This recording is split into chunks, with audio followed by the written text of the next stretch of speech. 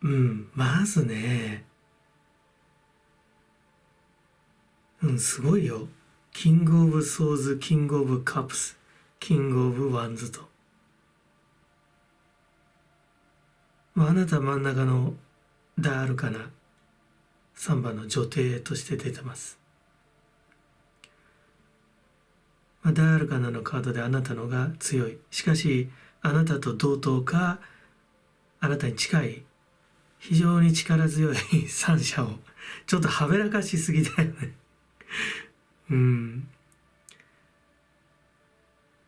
意味深なカードで、デスとソーズが来てるんだよね。で、どうだろうね。あなたがこの人たちをもてあそんでるのかもしれないよね。この人たちをもてあそんで、ね、もう討ち死にさせてしまうような力を持ってるかもしれない。ただね、このデスを感ずると、なんかあなた自身が今の立ち回りをしていることが、あなた自身の本心を殺している、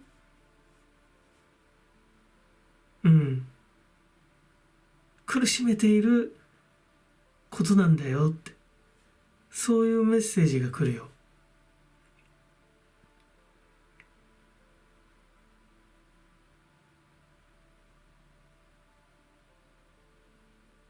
ちょっと異常さを感じるでしょう。キングキングキング。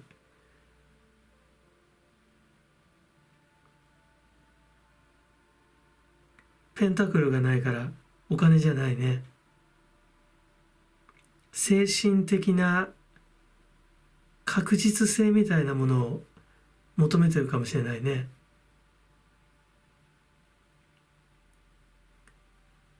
自分の霊的正体っていうものをまだ感じきれてない、もしくは感じたくないのかもしれない。あなたが過去に仮にこのテン・オブ・ソーズのようなこういう経験をしてたとしたら、諸行無常でね、やっぱり形あるものは全てなくなるわけだけれども、それは理屈で分かってても確実なもの、確実な存在を求めてしまうんだっていう、なんかそんなメッセージが降りてくるね。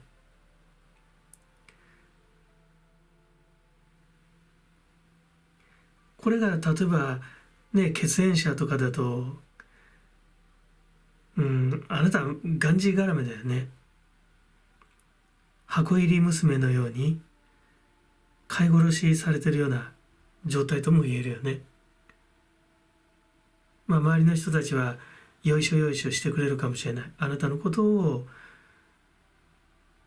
愛してくれるかもしれないけど、その愛っていうのは本当にあなたのことを思った愛ではなくて、自分たちが愛することを各人が楽しんでるだけだよ。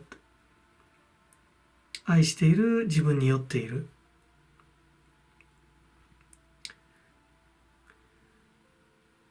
だからあなた自身の発展性にはつながらない。ってことかな。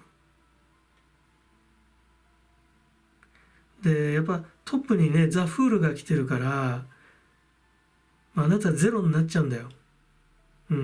はっきり答えが出ること。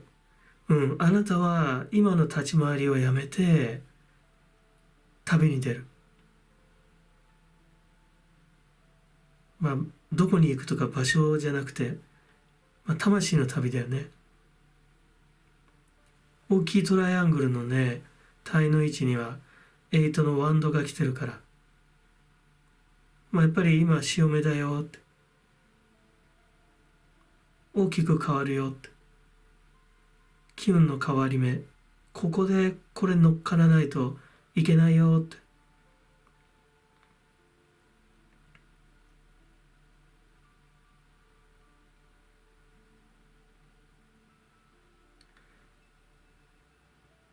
あなたはあなたの中で、バランスを保ってるけれども、自分の素足をさ、この湖かな、浸してるじゃない。だから自分の本心みたいなもの、本当の気持ちっていうのを少しずつ表したいなっていう、表してもいいかなっていう気持ちになってんじゃないか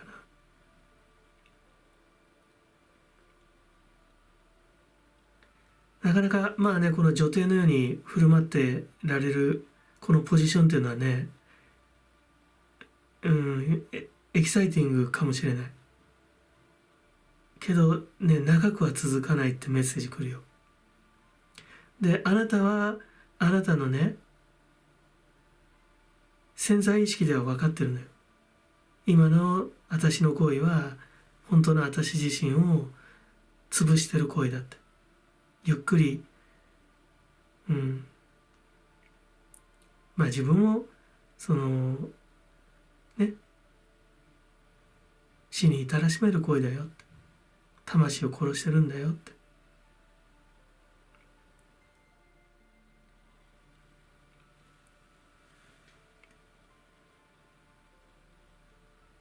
あなたが何かね、ビジネスやってて、あなたのことを放っておけない男たちが、ね、とてもパワフルな男たちがあなたにこうやっぱり関わっていたいというようなね、放っておけないっていうような意識で集まってきてるとすれば、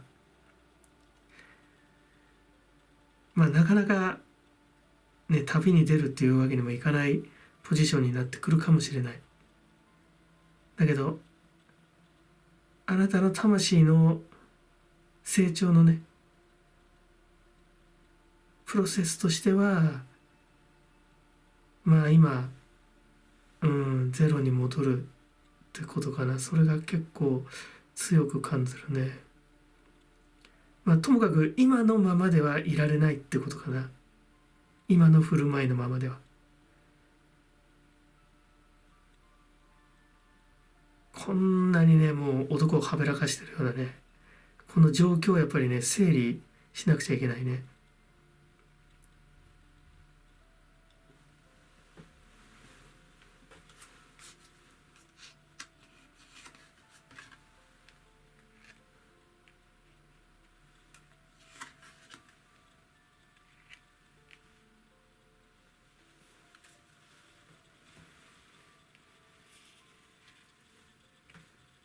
これはとてもね、肯定的なカードだね。芳醇な成果、収穫、とても華やかだね。イエスという肯定的なメッセージが飛んできます。あなたをサポートしているこの人たちからもう十分に得るべきものは得た。そんなメッセージが来ますね。もしくは逆に言えば、このキングのカップやね、キングのソーズがあなたから得るべきものは得たよというメッセージにも、取れるよ。で、後で説明するけど、隣がね、パラノイアが来てしまってるから、かなりネガティブなカードが。あなたのことを愛すふりをしてあなたから搾取しているようなね。搾取って言ってもあなたも女帝だからね、なかなか搾取されっぱなしってことはないだろうけど、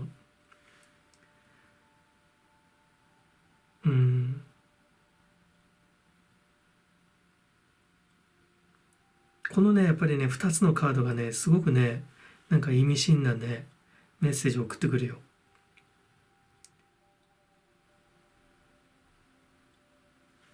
この取り巻きの人たちといるとさ、いっぱい楽しいことがあるかもしれないけど、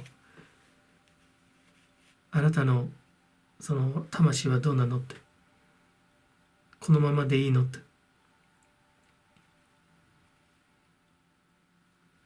そんなメッセージが来る。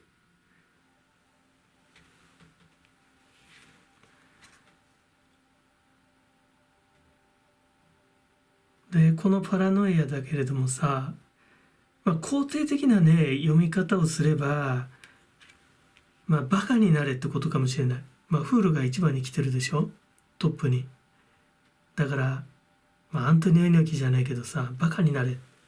だから周りから見ると本当に気が触れたような行動に見えるかもしれないけど、それぐらいなんか大胆になりなさいって。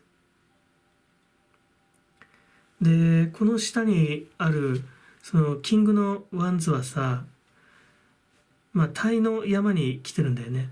だからそのこっちのキングのカップとさ、キングのソードの関係性を終わりにしても、その終わりからまた現れてくる存在とも言えるからね。またあなたにその、似たような人が現れるっていう、メッセージでもある。で、この方にこのパラノイアがかかってるとも見えるから、ちょっと気をつけた方がいいかもしれない。だから一番悲観的な読み方すれば、あなたがね今のままでいると、でこの転機を逃すとね、ここで変われないとね、魂の成長失敗してね、プッツンしちゃうよ。昔の言い方するけど、プッツン。だからね、気をつけろってメッセージ来る。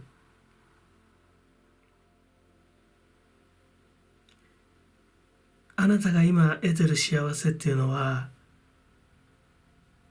あなたが本当に求めている幸せではないよと。あなたが本当に求めている幸せの代替品でしかないよと。だからそれらをどんだけ得てもあなたは満足できないよ。それよりもね、自分の素足、素直になってね、靴も靴下も脱いで、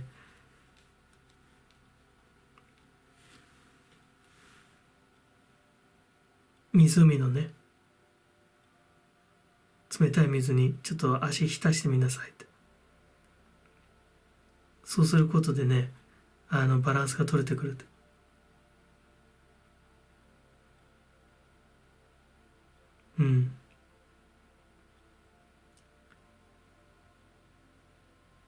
ザ・フールはさ、愚か者だけど、今言ったあたりの話、ちゃんと分かってるんだよ。だけどあなたがね、結構やっぱね、頑固になってるかもしれない。エンペランスだけに。何言ってんの、私まだまだいけるわって。なんかそんなメッセージが来る。ただね、その考え方は危ない。その考え方でいくとこれになっちゃうよ。ね。あったでしょ、ジョーカーって映画。ね。行っちゃうからね。糸が切れたタコみたいに飛んでっちゃうよ。シューって、これはそういう意味での飛んでくもんじゃないけどさ。これはいい意味でね、好機を逃すな。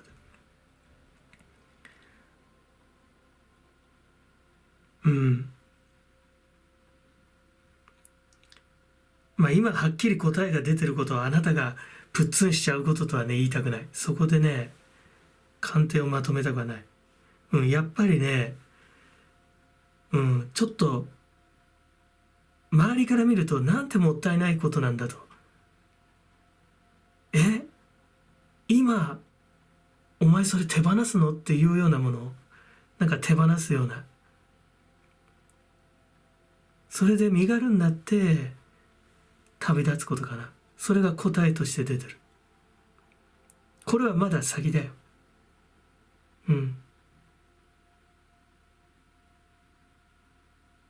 ダークサイドに落ちた時の一つの道筋、そういう未来もあるよっていう。今答えが出てることこれだ。ザ・フール。結構怖いかもしれないよね。女帝の身分からねゼロに戻っちゃうんだからね。だけどあなたの本当ね、ハートの深い深いところでねはちゃんと分かってんだから。自分が今まで何をね我慢して嘘ついて生きてきたか、それは自分をね、苦しめることだよと、蝕むことだよって。これを放置するとこっちに流れちゃうからね。うん。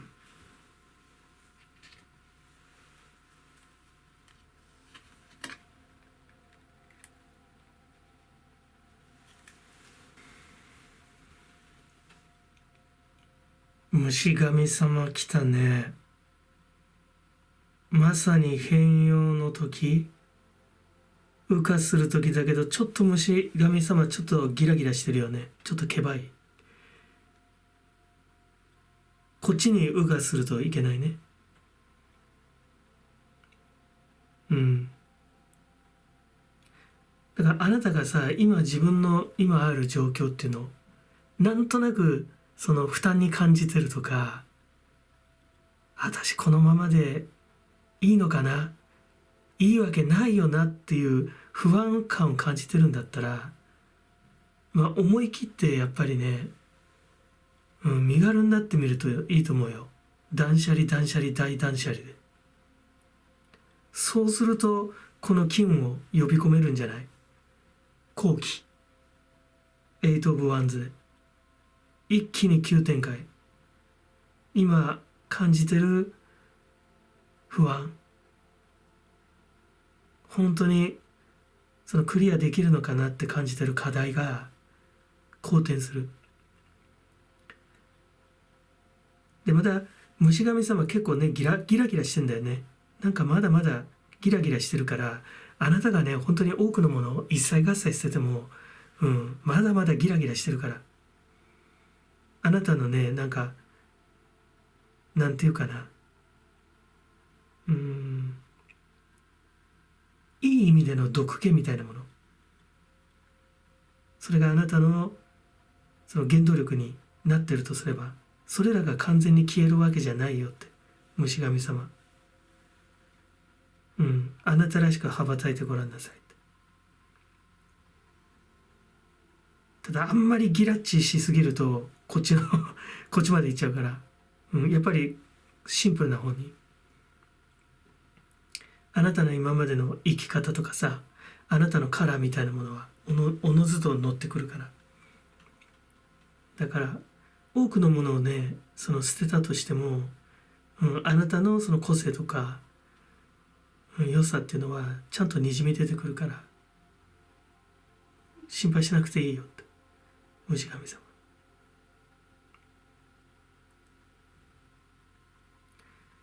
まあね、今季節柄はちょっとねなかなか虫って飛んでないかもしれないけど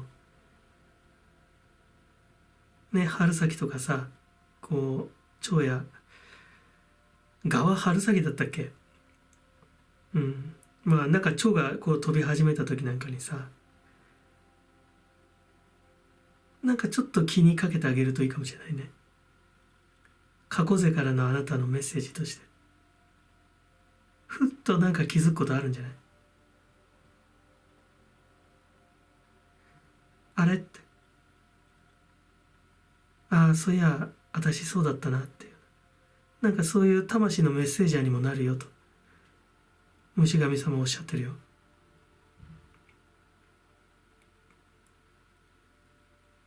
時空を超えてね飛んでくるからね、虫さんは。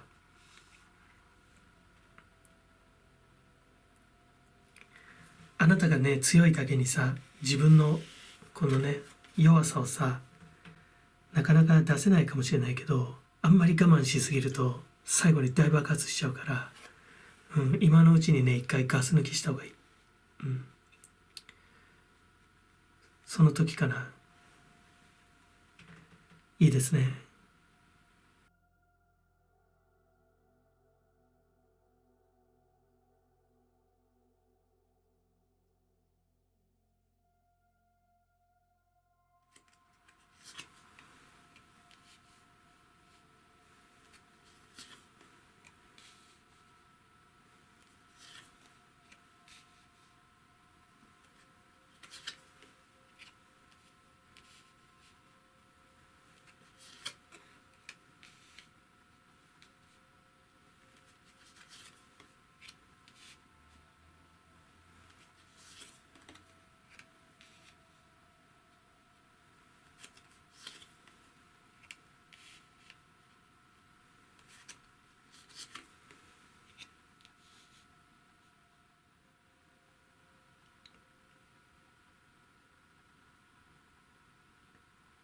これは復縁かな。もう結論がドンって飛んできたんだけど、今はっきり答えが出ること。トップワールドでしょう。で、このね、業の山であなたエイト・オブ・ソーズで囚われてると。だけどね、本当の本音ではない。その部分を、ソードだからね、ソードだから、こう周りから例えば、なんかとやかく言われてるとか、何か別の算段があってね、自分の本当の気持ちではないんだけど、嘘の気持ちってわけじゃないよ。嘘の気持ちで囚われてるっていうわけじゃないんだけど、どちらかというと表層的な部分に近いところの意識がこう囚われてる。一回はお相手さんとの縁は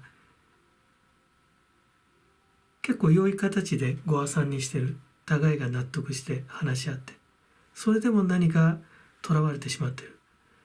で、本当の自分の気持ちっていうのがつかめてないから、それが多分動力になってんだろうね。で、あなたが今いる現象は歪曲された、あるいは歪償化されたね、そういう現実の中にいるよっていうね、そんなメッセージが来るね。で、この業の山の体ではさ、ページのペンタクルが来てて、少し持て余してる。お相手さんとの関係性を清算してみたものの、少しなんかぽっかりね、胸に穴が開いちゃったような。日々生きてても何か物足りない。何なんだろうなって。その隣にはもうエースのペンタクルがね、輝いてるね。で、一方ね、お相手さんは、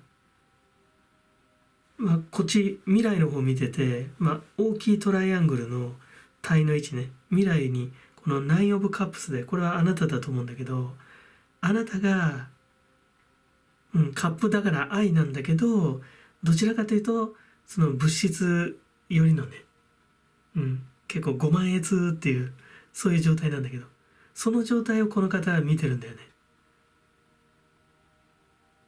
あなたと話し合って、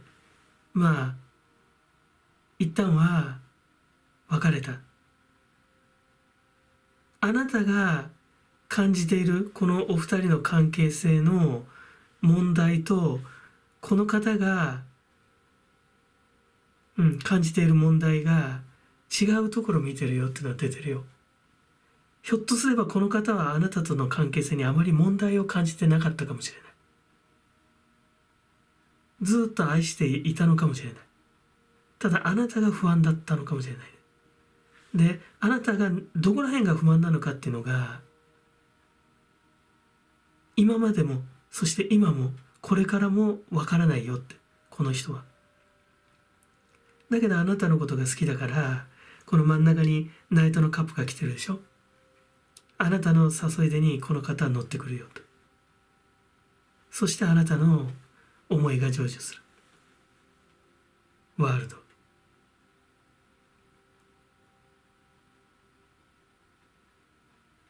から復縁を考えてない方は、って感じかもしれないね。だけどこのスプレッドだとそう読めるかな。あなたの方から行くって出てるからね。カップだから、ちょっとこのね、8のソードからはあなたの本心じゃないっていうメッセージが来る。だけれども、嘘ではないから、どちらかというと表層的な意識の方。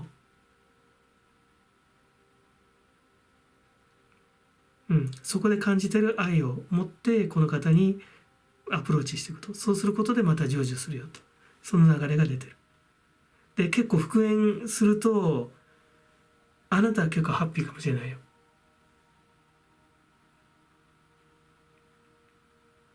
最良の状態とは言えないけど、この方は結構苦労するかもしれないね。ナインオブワンズ手負い。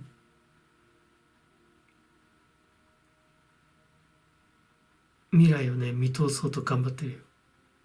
ただあなたの心の心が抱えてる課題っていうのは見とれない人だね。ただそれでもいいって思ったんじゃないかな。それでもいい、この方でいいって、それで思い直したかもしれない。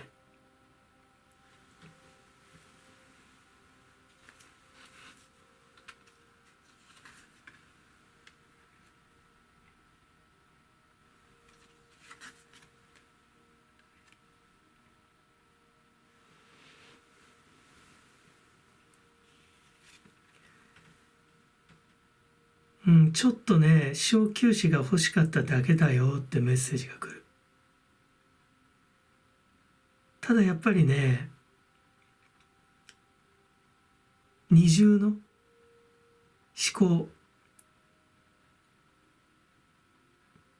あなたの考え方が二重構造になってるよっていうねメッセージ来るよ。このお相手さんとの復縁っていうことで考えれば一度ねやっぱり決裂してると思うけど、その問題は復縁しても解決できないということが分かっている。だけれどもそれでもいいわと、そういうものの考え方がとてもね息を吸うように、そして吐くように自然にできるような境地になっていくと、そんなメッセージが来るね。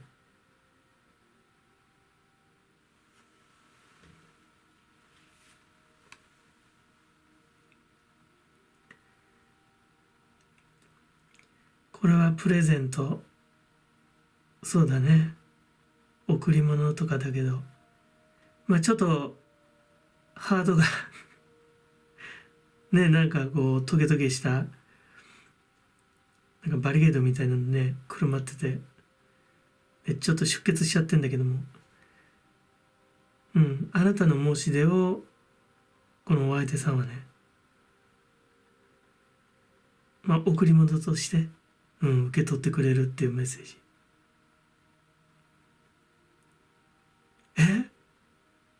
本当によりを戻してくれるのかいって、とってもね純粋に驚くよって。本人もなんか頭に包帯巻いちゃって杖も燃えちゃってバンドだから燃えていいと思うけど、燃えてるんだよ。あなたとよりを戻せるんだったら俺は頑張るぞって。だけどちょっとハートが苦しそうだよね。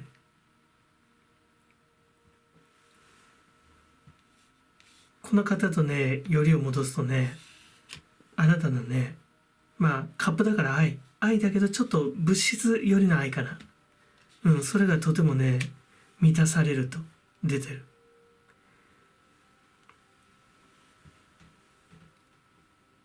だからそこら辺の折り合いがつけられたんだろうね。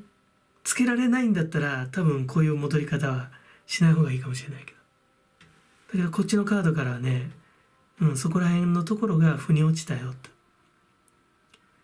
ひょっとすれば現実的にね男と女のあり方、それこそね結婚とかになると、恋愛者というよりは生活者として一つ屋根の下で人生という長いスパンでね折り合いをつけてやっていかなきゃいけないと。恋のエッセンスっていうのはさ、本当にスパイス程度で聞かせればいいわって、なんかそういうメッセージが来るね。そういう一つの境地に到達したのよって。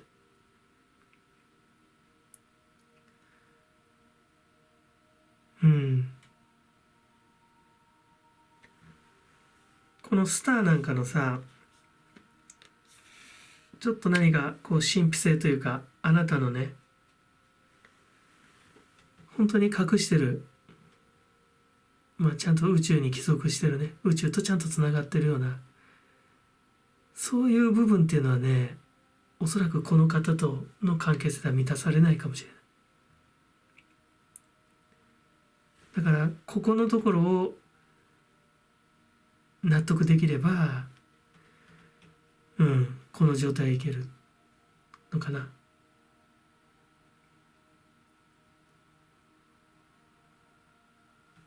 だけどなかなかのね境地だと思うよ、この8のソーズからでんでんでんってここまでザ・ワールドまでね持ってくっていうのが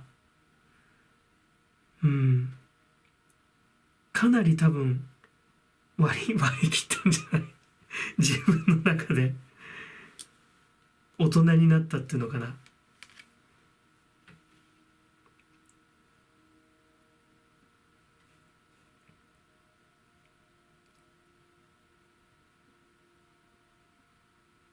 あなたにとってね決してベストではないけどかなりねいいとこまで行くよって、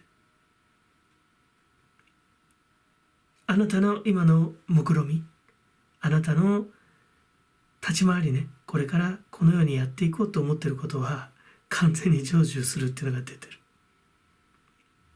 それがはっきり出てることだね。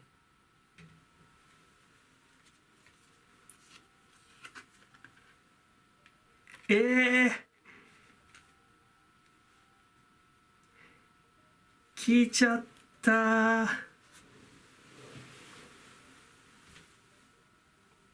窓が開いちゃったんだけど、ジャキシン様、これ結構怖いよね。だけどザ・ワールドとあなたがちょっとどうなっちゃうの？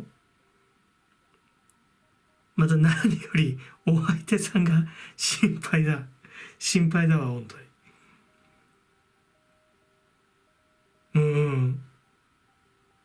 まあザ・ワールドという光のパート、そしてこのジャキシン様っていうねピュアイビル、ピュアデビルなさ、純粋悪なダークサイドのね側面、すごいよ。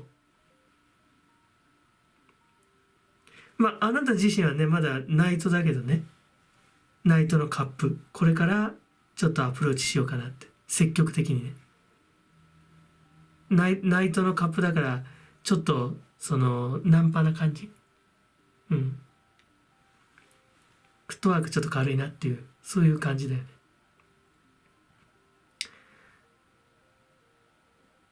そうだけどまあ成就するし、結構だからあなたワールドにこのお相手さんがどっぷりハマっちゃうね。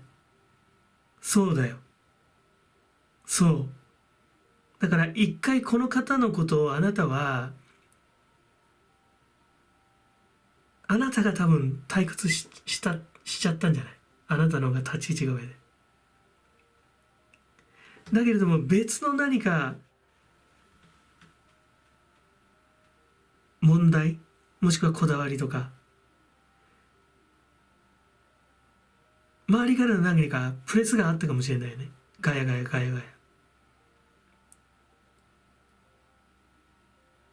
本当の気持ちをね押し隠してるってメッセージが来る。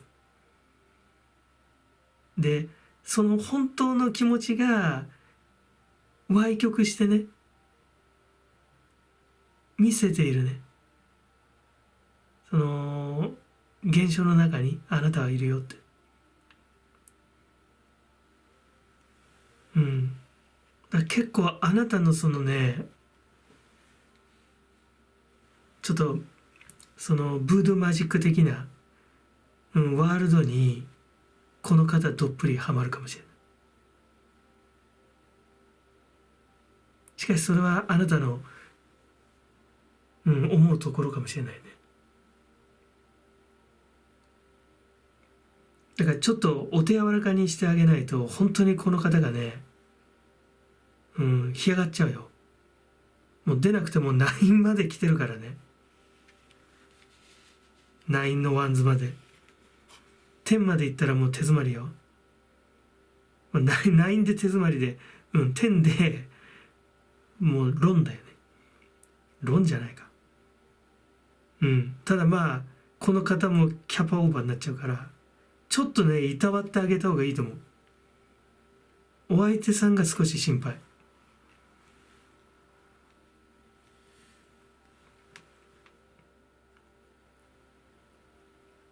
光のサイドでも開くし、そして闇のサイドでも開く。うん。なるべくこっちだね。こっちで、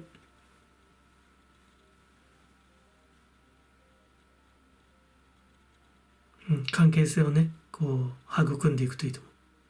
あんまりこっちのパート強くなると危ないね。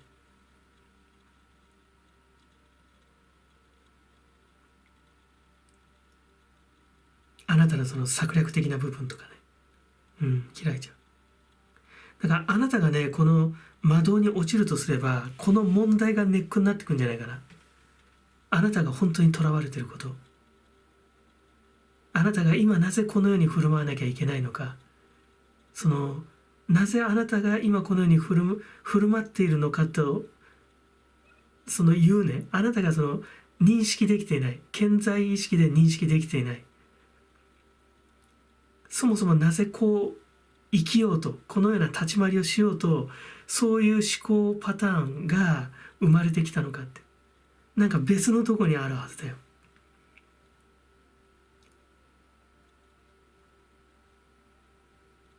例えば、その世の中見返してやりたいとかさ、ね、その友達、周りの友達たちはあっと言わしてやりたいとか、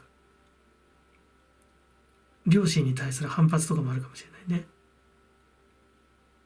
だから別のところに原動力があって、うん、だからここのなんか自分の本当の本当の本音、本当の部分っていうのが解消できないままにね、突飛な形で人生のある地点でさ、こう噴出し始めると、あなたもこっちの弱心様の方にこう落ちちゃう可能性があるからね、それは気をつけた方がいいかもしれない。まあただね、むちゃむちゃパワフルなスプレッドであることには変わりない。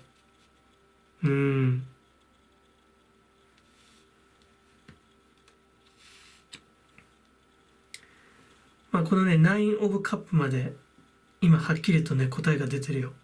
もし、そのあなたがね、復縁を望んで、そのように動けば、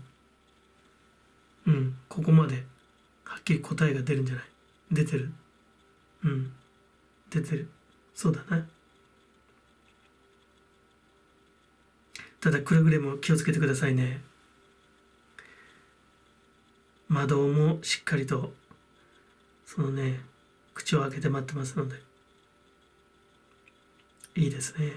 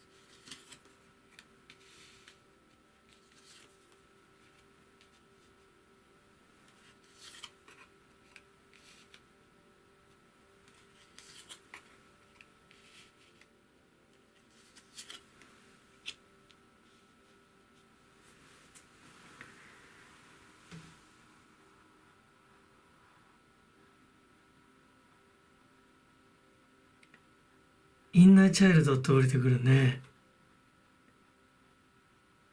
この業の山がね、あなたがちっちゃい頃にね、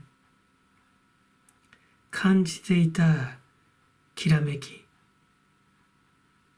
もしくは感じるはずだった、感じることができるはずだったきらめき、まあ万能感だよね。幼少期の。それにね、今も着目してる。あなたの意識が向かっている。で、タイの山では、その疑問があるんだけど、あなたはこの社会で頑張って、その自分が感じている底知れぬ不安っていうのかな、どっからこれ来るのかなっていうのは、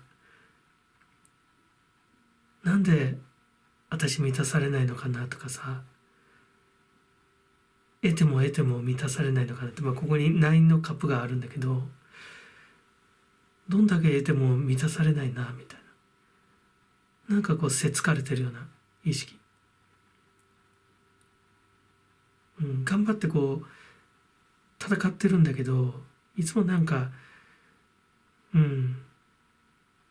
満足できない。さらにはこの体の位置にはムーンが来てんだけど、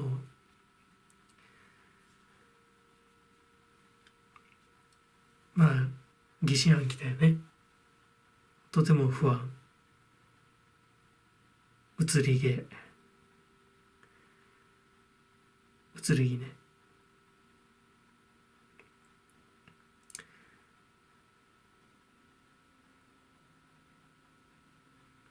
とても神秘的なんだよね。このゴーとタイがさ、星と月で。でね、この上のエンペラーが私はね、これ血筋に見えるね。なんか古い前世からかもしれないよね。覚醒遺伝でポンポンポンってなんか飛んで出てくるような、ドリップされて。血の流れが持っているイデオロギー、それがあなたに取り付いてね、あなたにこう、あなたをこう発熱させてる。そんな風に見えるね。あなたが社会人になってさ、立派に立ち回ってんだけど、それでもね、この血脈の法則の下で、やっぱりね、求めちゃうんだよ。ひざまずいて。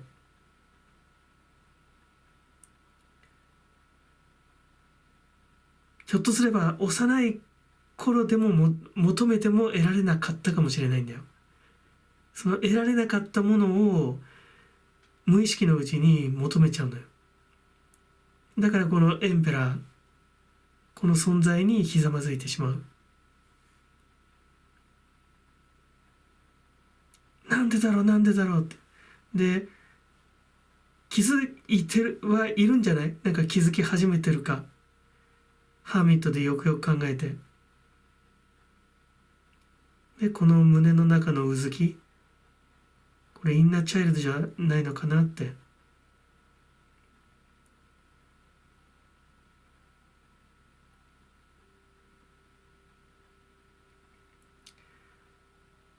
このエンペラーの存在はあなたをさ、箱入り娘のように溺愛した存在とすれば、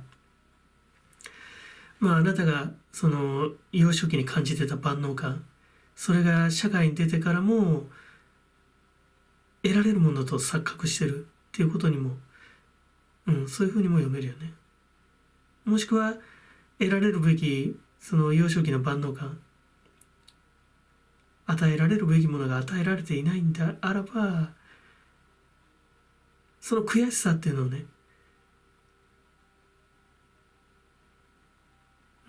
その自分の意識のね、下の方に押し隠してしまって、もう忘れてしまってんだよね。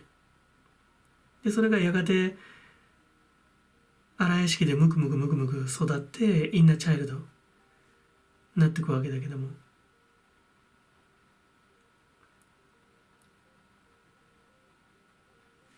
だからこのエンペラーのさ、呪縛の下であなたが服従してしまうよっていうのがね、出てる。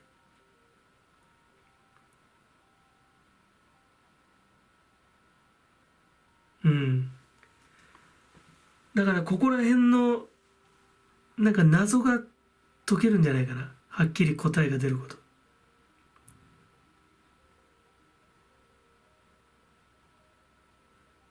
私が感じている渇望感とか、もしくは自己不在感とか、これどういうことなのって、そこら辺のなんか答えがもう出るんじゃない？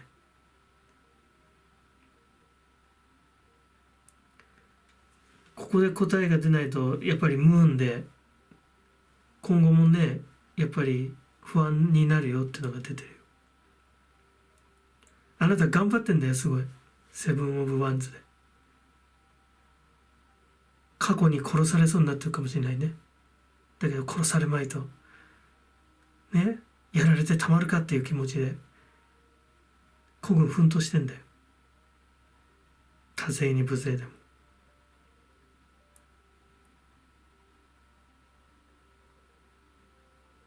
それでもインナーチャイルドが不具合起こしてたらさ、やっぱりメンタルやられちゃうよね。でこのやっぱりトップのさエンペラーがすごく強く感じるから、一筋縄ではいけないね、強いね呪縛だよっていうメッセージが来る。だからしっかり考察しなって、青写真をしっかり読んでね、なぜ私が服従しなきゃいけないんだって、このイデオロギーに、なぜひざまずかなきゃいけないんだと。今のままだとね、どんなにあなたが、自分を満足させようとしても、また気づくとね、物乞いをしてしまうよ。過去に与えられなかったものを与えてほしいって、もしくは過去に与えられていたものを今も欲しいとね。だこのエンペラーの存在はそんなあなたのね弱さを見透かしてんじゃないかな。ハーミット言ってるよ、それではいかんって。青写真読めって、魂の青写真をね。あなた頑張ってんだからね、戦ってんの。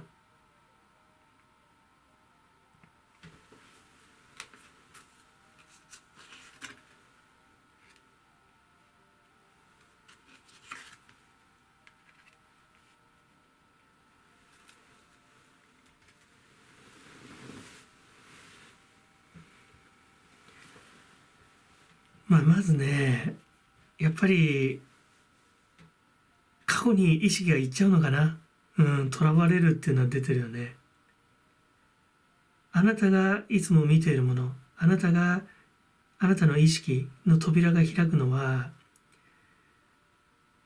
やっぱりこう過去勢の方に行ってんのかな。根性の地だけじゃなくてね、根性の地を超えてね、もっと遠くのね、過去勢の方から、なんかメッセージも来るね。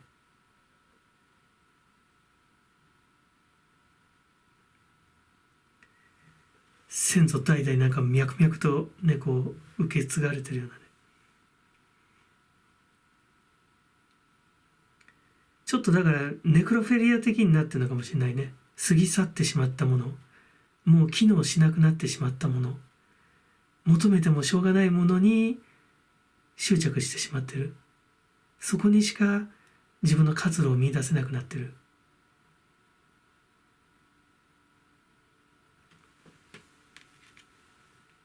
そうかな。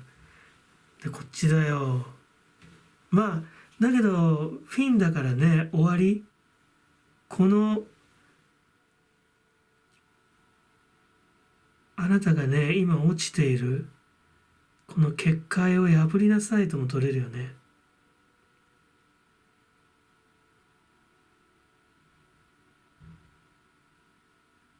まあセブン・オブ・ワンズ、あなたがさこう立ち回ってるのにこのフィンがかかってんだけど、なんかこう多勢に無勢感、なんかこうせっつかれてるような感覚みたいなもの、そういうのを終わらせろって。なかなかヘビーなくくりだと思うよ、これは。縛り。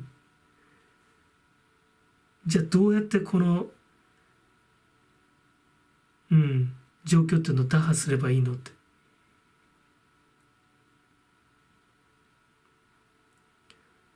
インナーチャイルド癒せってメッセージ来るな。でないとあなたがフィンしちゃうよね。あなたが倒れちゃう。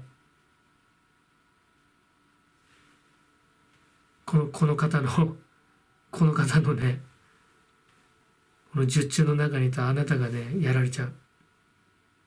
今まだ頑張れてるよ。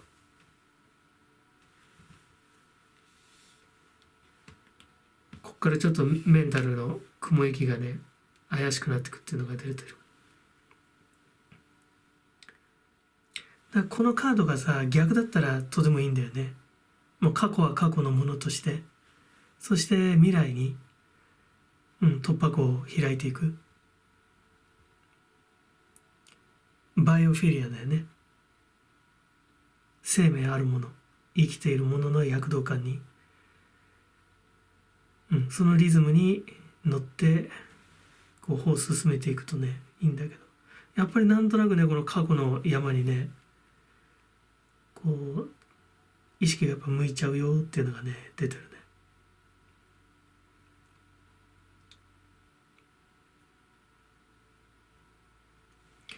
この存在を倒すことはね、難しいかもしれないよね。だからあなたの中の癒されてないね、カルマの子供、インナーチャイルドを、しっかりまず認識して、こう休めてあげることだよね。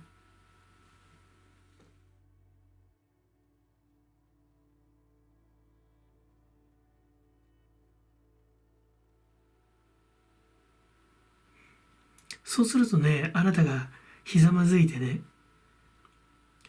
与えてもらう立場から、むしろ自分が与える立場、自分と同じように苦しんでた人たちに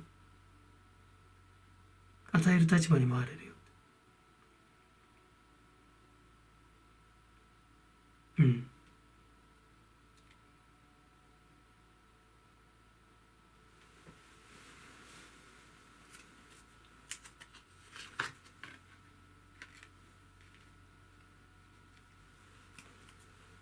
今回はなんかジャキシンさんがハッスルしすぎだね。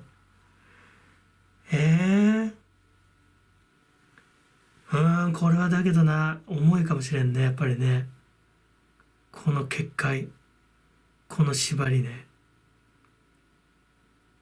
いや、だからこそだよ。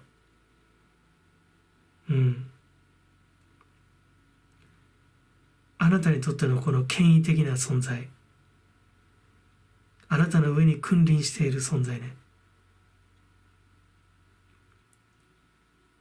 仮に今存在してない存在だとしても、あなたのね、魂を支配してるっていうのが出てる。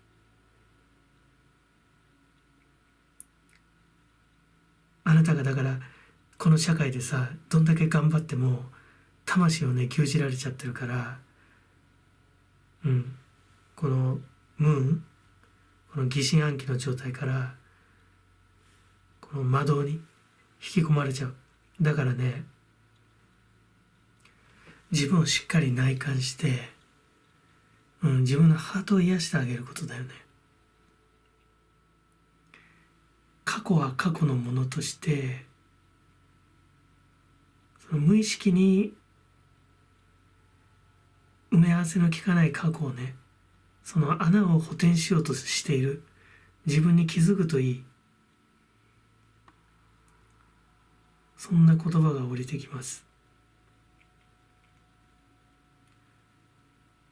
やっぱりだからこのね、あなたにとってのこのエンペラーはね、強力な存在だよ。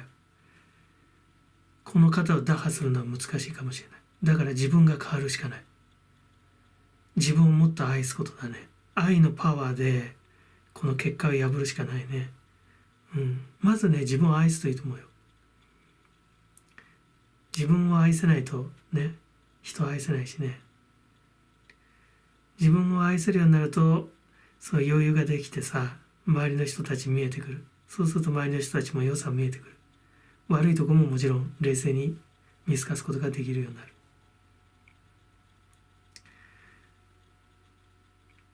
だから今すごくね、なんか何かにこう夢中になってさ頑張ってもなんとなく自分の足で自分の人生にねなんか足がついてないような感じかもしれないよね。そういう違和感っていうものを感じてるかもしれない。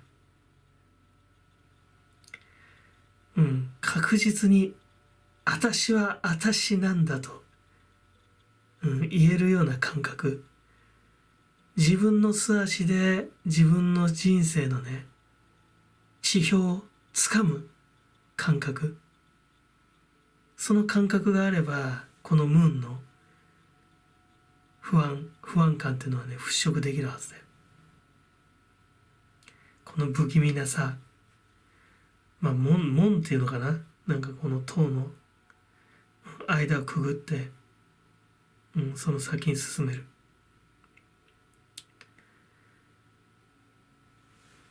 そうだな。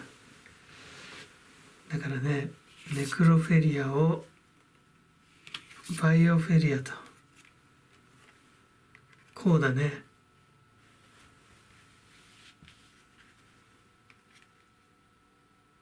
こうすること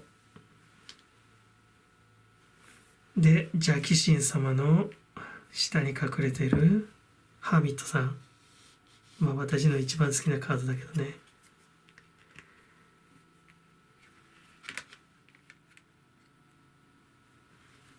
もうねしっかり見抜くことだね。もうむしろなんかこの魔導の暗闇の中も照らしてね、内部構造どうなってんだみたいな、そうそれねえぞみたいなね、それぐらいの意識で当たるといいかもしれない。だからねこの、スプレッドだとね大変このね今世で苦戦されてるかもしれないけど、それがねやっぱり今回の課題なんですよ。今回やっぱり解明しなくちゃいけない、乗り越えなきゃいけない、そしてまた乗り越えられるから与えられてる、苦難だと思ってね。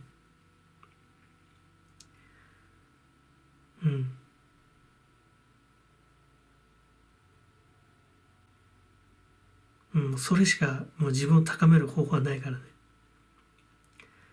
だから人よりいっぱい苦労した分、あなたはその分成長できるからね、今世で。だからあんまり辛い時なんかはさ、もうなんか嫌になっちゃうような意識になった時はさ、なんかね、いや私は、前世でね随分怠けたんだわぐらいに、ちょっと自重してやるといいと思うよ。